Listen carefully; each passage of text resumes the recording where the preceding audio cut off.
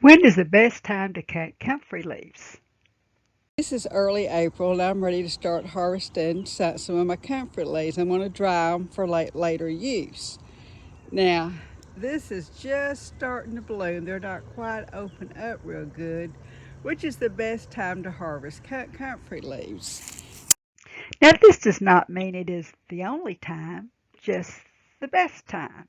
If you need your comfrey leaves and they're in bloom, they are still effective, just not in the fall and winter once they start turning brown.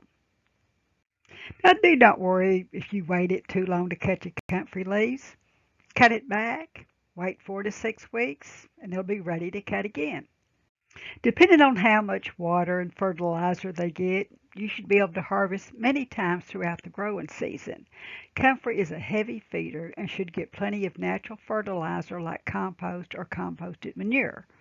I like to rotate cutting mine, so there's always one in bloom for the bees, butterflies, and even hummingbirds. When to harvest, when to cut it back for mulch or to feed the compost pile.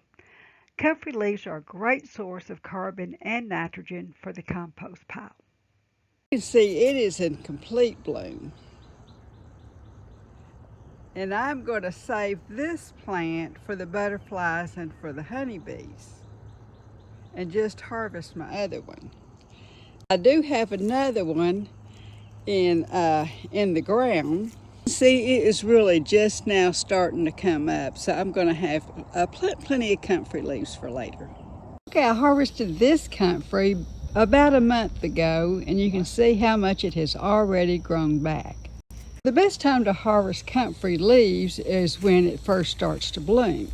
So this has already had this big flush of flowers, and I had saved all the flowers for the pollinator plants, the bees and the butterflies, so and even the hummingbirds. So now I'm going to cut this back, but I'm going to use the leaves as mulch. Okay, I'm using these comfrey leaves to mulch this oak leaf hydrangea. Now, the oak leaf hydrangea is one of the few hydrangeas that bees will pollinate. Now, this is the beautiful hydrangea you typically see in the nurseries that have the big showy flowers, and I kid you not, no bugs get on this thing. So they're beautiful. I did propagate more to decorate my house with just because they're so pretty, but don't count on them to be pollinators. Thank you so much for joining me today, and if you enjoy these videos, please like, subscribe, and share. We are a small family farm and we need your support to continue to make these videos and share natural healing remedies. Visit me at FamilyGuideToHerbs.com. Now my channel name on YouTube is Carolyn Gibson Herbalist.